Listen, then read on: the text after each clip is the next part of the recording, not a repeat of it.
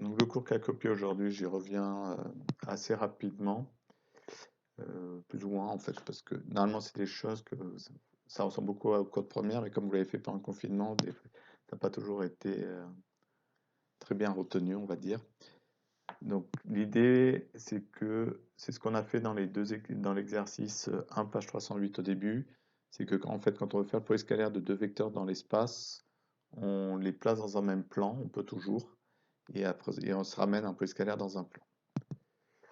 Il y a deux règles que vous avez vues en première, c'est que il y a une symétrie, donc calculer UV c'est pareil que calculer VU. L'un n'a pas d'importance. Euh, Pour ceux qui font maths expert, vous avez vu par exemple pour le calcul de matrice que une AB fois BA, c'est pas la même chose. Donc ici pour le polyscalaire, c'est la même chose, c'est symétrique. Et ce qu'on appelle la linéarité, c'est que notre façon de le dire ici, mais le vocabulaire adapté, c'est linéarité, pardon. Il y a de la distributivité quand vous avez une égalité comme ça. Donc ici, vous avez deux vecteurs, le vecteur U et puis ici une combinaison linéaire de vecteurs qui est un vecteur. Vous faites le polyscalaire. Vous pouvez distribuer le U en gros et le lambda sort. Alors, en faisant attention, ici maintenant vous avez lambda c'est un nombre, U scalaire V c'est un nombre, donc c'est un produit de nombres, plus mu un nombre et U scalaire W un autre nombre. Donc ici c'est des produits des sommes de réels, ici c'est un produit scalaire de vecteurs. On y reviendra un peu plus loin dans le chapitre, mais des vecteurs orthogonaux, l'idée c'est que ça va faire un... Oh, pardon, j'essaie de voir. Ça vous fait un angle droit. Des vecteurs ils vont être orthogonaux si vous arrivez à trouver un angle droit entre les deux. À moins que l'un des deux soit nul. C'est soit l'un des deux c'est nul, soit ça fait un angle droit. Et on peut montrer que ça se caractérise, mais ça normalement vous l'avez fait aussi en première, c'est la même chose. Ça fait un produit scalaire égal à 0. Euh, je reviens ici, normalement ça vous l'avez vu en première dans le plan, mais ici c'est pas si immédiat parce que les vecteurs U, V et W ne sont pas, comme on a trois vecteurs, on n'est plus forcément coplanaire. Donc là, pour le démontrer, il y aura un peu de travail, on ne peut pas se servir uniquement du cours de première. Alors que là, on peut, puisque comme on n'a que deux vecteurs, on arrive à les rendre coplanaires. Donc à retenir, c'est symétrique, vous avez la linéarité, enfin de la distributivité si vous préférez, mais le bon vocabulaire c'est linéarité. Et on utilisera plus tard ça, des vecteurs sont orthogonaux si seulement si leur polyscalaire vaut 0. C'est la même chose que vous avez vu en première.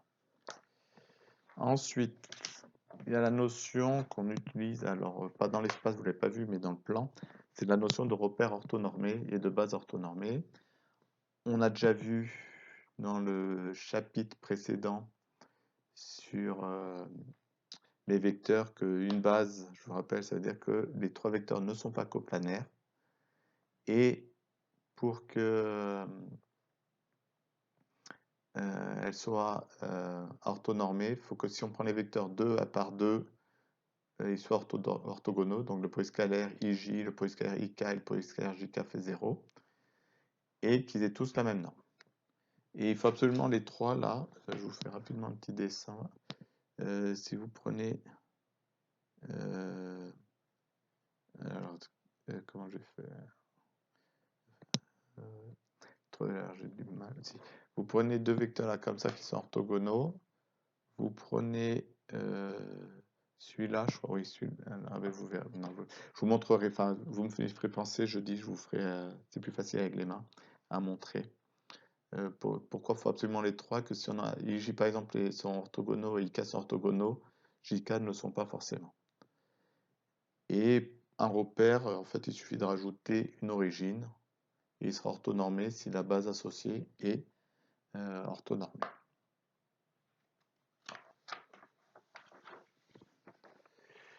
Et après, une fois qu'on a un repère orthonormé, on va pouvoir faire des calculs avec des formules. Donc le polyscalaire, il faut absolument que le repère et la base soient orthonormés, sinon ces deux formules ne sont pas vraies. Et donc quand vous avez les coordonnées, c'est la somme des produits des coordonnées 2 par 2. Donc vous prenez les abscisses, les ordonnées, les cotes, vous multipliez, vous ajoutez, vous avez le polyscalaire. Normalement, si vous enlevez ça, vous retrouvez la formule de première. Et pareil ici pour la norme. Au passage, je vous fais remarquer que U scalaire U, c'est pareil que la norme de U au carré, et des fois, ça se note U, vecteur U au carré sans la norme. Et la dernière propriété du chapitre, je vais assez vite, normalement, c'est quand même, ça, c'est des choses qui ressemblent à ce que vous avez fait en première, c'est pas des formules les plus compliquées. Et ici, c'est la même formule presque qu'en seconde pour les distances, sauf qu'en seconde, on s'arrêtait là, puisqu'on n'avait que deux coordonnées, et dans l'espace, on rajoute tout simplement la troisième coordonnée dans la formule. Et je vous laisserai regarder calmement l'exemple associé.